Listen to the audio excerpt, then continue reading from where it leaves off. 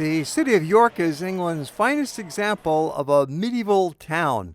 So well preserved that it looks like you took a wrong turn somewhere back in 1335 and got stuck in time when you walk down these narrow lanes lined with the ancient original buildings. It's like walking through an outdoor museum, but it's very much a lively and functioning city. This town is surrounded by its original medieval high stone walls that protected it from attackers in the past. And since then, it's protected the town from modernization because you'll find that the old historic area within these walls is looking like it's about 500 years old. And many of the buildings, in fact, are older. We are going to meet our local guide who's going to bring us on a walk through those little back lanes of the town. Our special guide for this visit is Warwick Burton, who's been the director of York Walks for the last 23 years, providing a variety of tours in the York area. Right, well, good evening to you, ladies and gentlemen, and welcome to this Snickelways walk. My name is Warwick, if you've not gathered, and I'm going to take you around the Snickelways this evening. And if you're wondering what a snickelway is, you will soon find out. A snickelway is a York word. It's only found in York, and it refers to these little alleys and passages that abound within the city. And the term was made up by a man called Mark Jones. So let's start round the corner. Now, within the walls of York, there's about 50, 60, 70 snickelways. Well, I don't know how many hours you've got, but we're not going to go down that lot.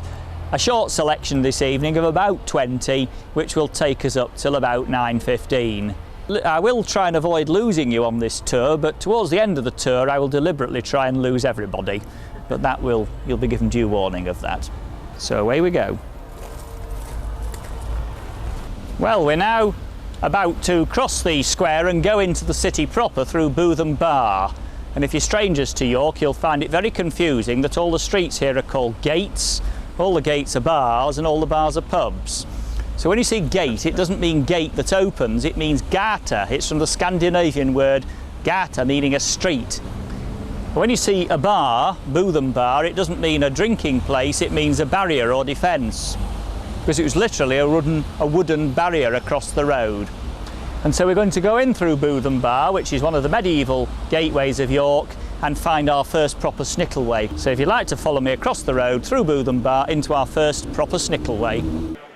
The walls themselves date back to the Middle Ages, and they are about 95% intact. They're about 3 miles long, making it the nation's longest continuous stretch of medieval fortifications. There's a gate street name, Petergate, and in a moment you're going to see the first snickelway called the Hole in the Wall, which is a ginnel through a building by the pub of that name. So let's follow, if you'd follow me, our first snickelway proper. So your first snickelway there takes you away from the noise and the traffic and the crowds and gives you a wonderful view of one of York's main buildings, York Minster. The little snickelway that you came through has a name. It's called the Hole in the Wall. You may have noticed it on the pub. And there are several explanations for how it got its name. And the first is that the Minster precinct once had a wall around it, and we've now passed through that wall, through a little gateway or hole in the wall, into the Minster enclosure. The second explanation is that this pub behind us is on the site of the medieval prison of the Minster precinct, and the people who were imprisoned in there were not fed. So they had to beg through a little window or hole in the wall to get food from passers-by. The third explanation is that further down there was yet another prison, and this was for the imprisonment of the clergy. And the clergy were all meant to be celibate, but celibacy was something they seemed to have shared with their friends. So sometimes they were caught with a lover, in which case they were taken and put in this prison in a very, very small cell or hole in the wall and bricked up alive with a little bit of food, a little bit of water and a tiny air hole. And after several weeks they would slowly have died of thirst and starvation. And then the church would get them out and say, look, these people died naturally whilst in custody. Anyway, they wouldn't do it again, would they? Well, now we're now going to move off past the Minster, and then we shall plunge into the area where snickelways follow thick and fast. Right, well, we're now about to go down Stonegate, and that means Stone Street, of course. And in the Middle Ages, this is meant to be where the stone was brought from the river to build York Minster. This little snickelway opposite us that we've not actually come down is called Minster Gate, and you can see it written up over there. And that was literally a set of gates across the road to keep the clergy in and the townsfolk out of the Minster precinct. And on the corner here, the goddess Minerva with her pile of books and owl of wisdom. She's the Roman goddess of wisdom and learning, and so she's one of the bookseller's trade signs. I don't know if you've heard the definition of a Yorkshireman. It's a Scotsman stripped of his generosity. None of you Scots, are you? There are no Scots amongst you, dear, because you know in York it's still legal to shoot a Scotsman on sight, provided you use a crossbow. It's an old law that's never been altered from the days when England and Scotland were at war. So in other words, shoot first and ask questions later. Anyway, we're now going to go down the Stonegate to the Elstar Inn sign where we find the area of the snickelways. Well, here's the next snickelway. It's called Coffee Yard, and so called because York's first coffee house opened down there in about 1670. And it's a fascinating little snickelway twisting through several buildings, and it's probably about the longest we'll go down. But guarding its entrance you can see the little red devil on his perch up there, and he is the so-called printer's devil because in years gone by the youngest apprentice in a printing workshop was said to be a little devil, because it said he went behind his master's back and would turn all the typeface round and produce rude words and spelling mistakes. So to this day the youngest workman in a printing shop is still called the printer's devil. So let's head off down Coffee Yard. Now, Great Britain had 100 other towns with fortified walls, just as you found throughout Europe in the Middle Ages. And in England, only York has such a grand state of preservation. Its medieval title was the Hostel of Nostell Priory, which is quite a mouthful to say when you've had a few drinks, but unfortunately I've had none so far, so I can say it, Hostel of Nostell Priory. In other words, it was a monastic hotel so that the monks from Nostell, which is near Wakefield, when they visited York, should stay here and not go roaming the town at night in search of the exotic nightlife. So that part over there was built about 1360. The dining hall here was added about 1400. And it was later rented out to a wealthy alderman in York called Alderman Snozzle, and it's now been restored to the state it was in the late 15th century when he had it. Later still, in the 17th century, the whole complex went into disrepair and people started using the hall passageway as a shortcut. So right of way grew up through somebody's hall passage, and I don't know whether you'd like people coming through your hall passage all day, all night, trampling through and doing what people do in passages. So now this right of way is unstoppable. Well, we're now going to pass through the hall, and as we go through you might like to linger in the passage and look through the glass panels, because you'll see this building, which appears to be brand new from the outside, is in fact about 1/4 original. You can see some of the old timber here, and when you go through you'll see a great deal more. It's been restored by the York Archaeological Trust, who run the Jorvik Viking Centre. So let's pass through and linger in the passage if you wish to look into the hall here. And you'll see all the old timbers now appearing all over round here. You've now emerged into a street called Stonegate, which takes its name from York's pig market, which was down here. But this street here, this snickelway here, is called Grape Lane, and you may think that that's something to do with fruit, but it's nothing to do with fruit. Had that name been written up in the Middle Ages, which fortunately it wasn't, it would have had an O instead of an A. Yes, and it had another word on the end that's not fit to repeat. So in other words, this was the medieval red light district, and it was run by the church.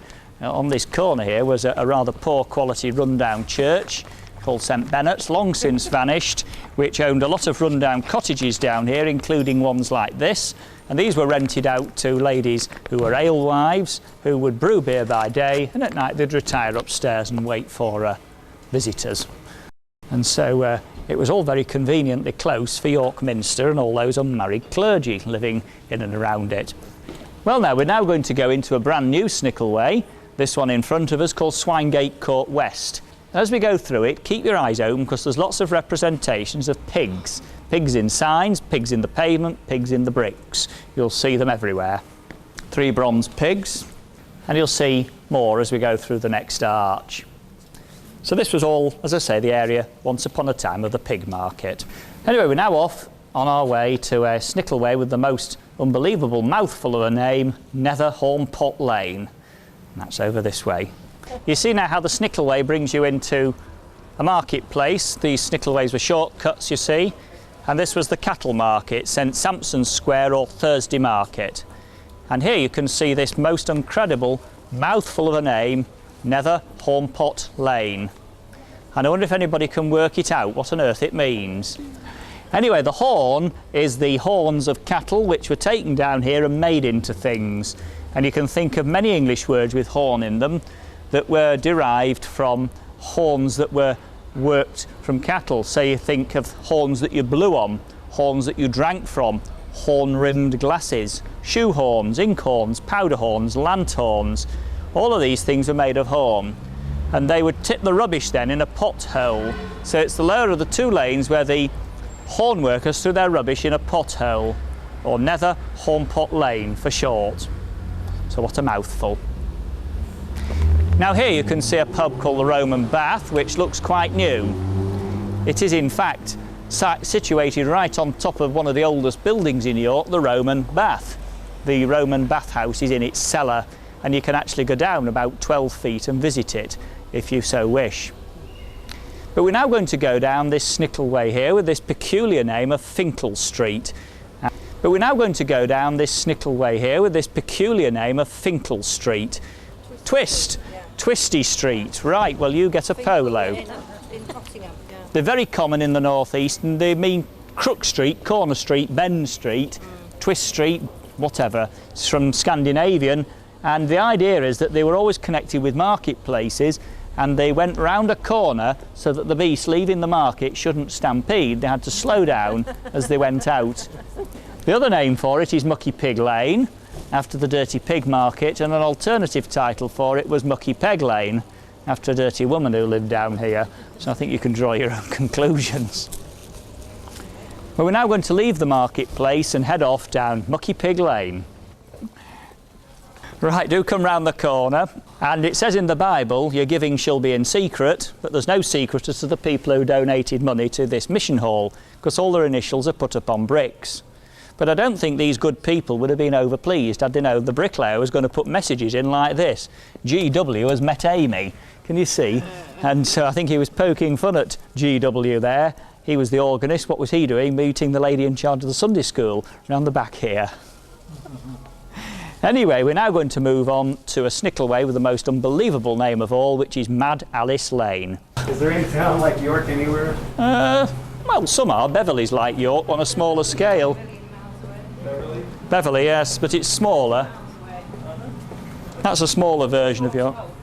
Well, this is Mad Alice Lane. In 1823, she poisoned her husband's dinner because he ill-treated her. And so, when she was put on trial for murder, she claimed that she was temporarily insane at the time that she did it. An American Indian, and this is an 18th century trade sign for a tobacco seller. And you can see he's got a headdress which is meant to be tobacco leaves, believe it or not. So this shop was a tobacconist in the 18th century.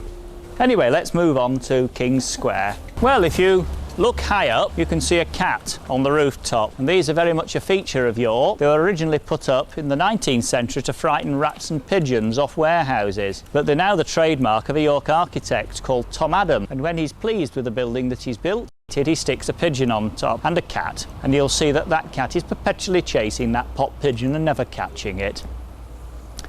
The town is not very crowded in the early evening. There's a real difference between daytime and this hour, isn't there? It's a lot quieter now. York people, on the whole, have gone home.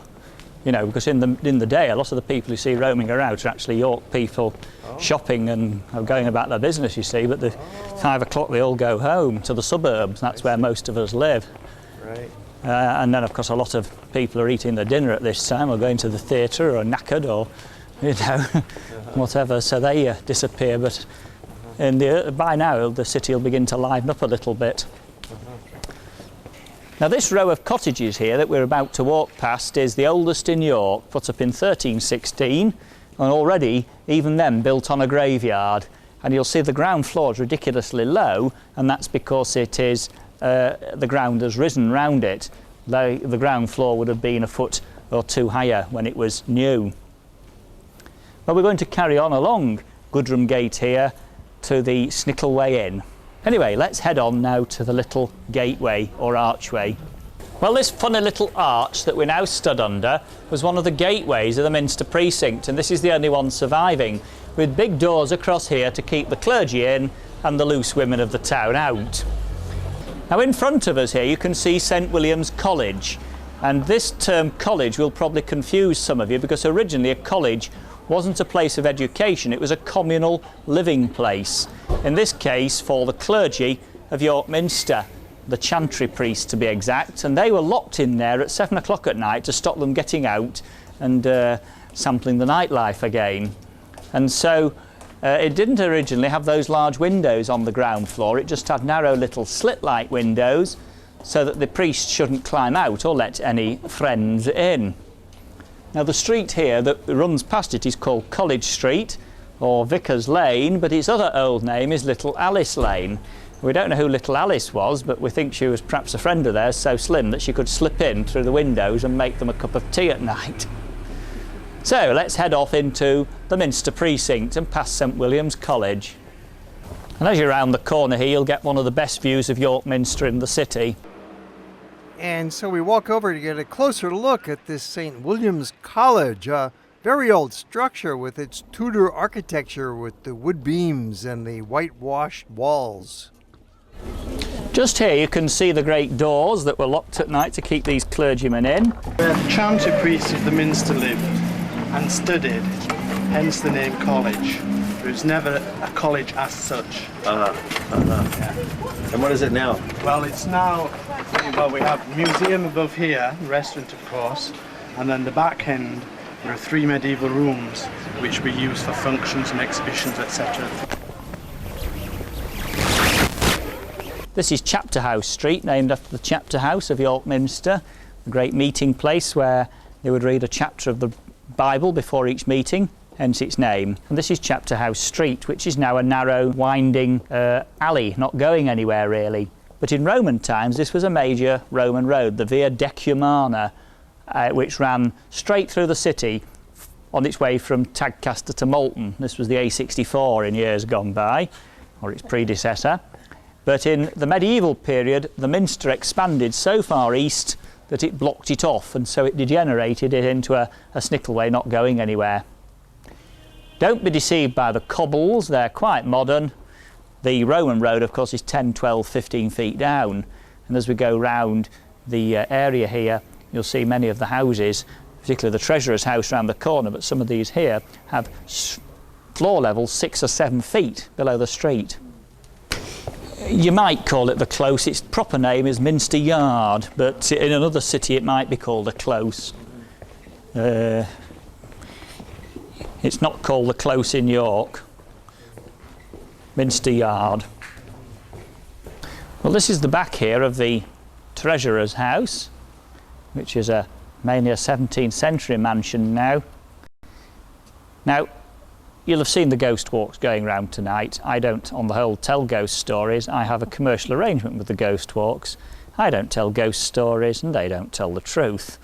But I do just tell this one ghost story, and it's about the cellar of the Treasurer's house over here. In 1951 there was a young plumber's apprentice called Harry Martindale working in those cellars, and he claims that while he was down there up a ladder drilling holes in the wall to fix a central heating radiator, he claims that he heard a trumpet blast, and suddenly he saw Roman soldiers coming in through the wall, in through one wall and out through the other, and all cut off at the knees as if they had no lower legs. He was so shocked by this ghostly vision that he fell off his ladder and banged his head and was taken off to hospital with concussion. And when he came to and described what he'd seen, his friends poked fun at him and said he must have had a hallucination from the fall or been drinking. But Harry Martindale stuck to his story, and he can't possibly have been lying, because he later became a policeman, and policemen in York never tell lies. Well, now, in 1971, 3 things occurred to convince people that what Harry Martindale had said he'd seen was true. The first is that they did an excavation underneath the cellar floor, and they found that Roman road that I'd been describing earlier, 70 feet wide. And it came right under this building, and lo and behold, it was 18 inches below the floor, knee height. That's why they were walking through, cut off at the knees. Secondly, when he described the weapons, insignia and equipment of these soldiers, the experts said it was too accurate a description for him to have made up. And thirdly, of course, 1971 marks the start of the tourist boom, and the number of people like yourselves are prepared to pay good money to listen to rubbish like this has increased to such an extent that there are now 8 ghost walks going round every night telling this and equally far-fetched stories. A very strange Snickelway name, Oglethorpe. And by now you probably think it's to do with ogling women, but it's nothing of the sort. Oglethorpe is Scandinavian, and when we get the Swedes on the walk, they say, oh yes, Oglethorpe, we know what that means. Because in Swedish it means owl ford, the ford of the owls. Well, there's the next Snickelway name, Bedern. So do come into Bedern. Bedern has nothing to do with beds, it means a house of prayer, because it was the residence of more York clergy. But being the York clergy, a lot of things other than prayer went on in here. So this was built for the men called the Vicar's Choral, or the singing vicars as I used to call them, the men who used to sing the Minster services. And they had a reputation for colourful nocturnal habits, which doesn't mean they went out at night with luminous robes. What it means is they went out with swords and daggers, fighting and duelling in the streets, chasing after the women and getting drunk. And this was not considered very appropriate behaviour for vicars. So the Dean, if you recall, had the window looking straight into Grape Lane, so he could see what they was getting up to at night, so he decided to stop it. So he built them this gateway and a courtyard with a chapel and a dining hall and houses round a courtyard to stop them getting out at night. And some of them were caught with women in their rooms and even had children by them within the college. So far from being a house of prayer, it was filled with the squalling of illegitimate little brats. So let's move on through these hallowed precincts of the Bedern. The dining hall of these singing vicars, and you can see that it's been heavily restored. And that's because until about 10 years ago this whole area was run down industrial premises and slums. But you'll see that it's been very attractively redeveloped now. But until 10 years ago this building here was used as the warehouse of a pork pie factory. And people sometimes say, what did you want a warehouse for pork pies for? Well, the answer is simple. They were kept in here until they were stale enough to put in the British Rail Buffy cars. Terrible, isn't it? Anyway, away we go. These buildings brand new or renovated old buildings? About 10 years old. There's one or two, there's quite a lot of them are renovated old, as you'll see, like this one poking up. But many are brand new, built These in the old are. style. Well, they're sort of built in a modern version of the old style, if you see what I mean.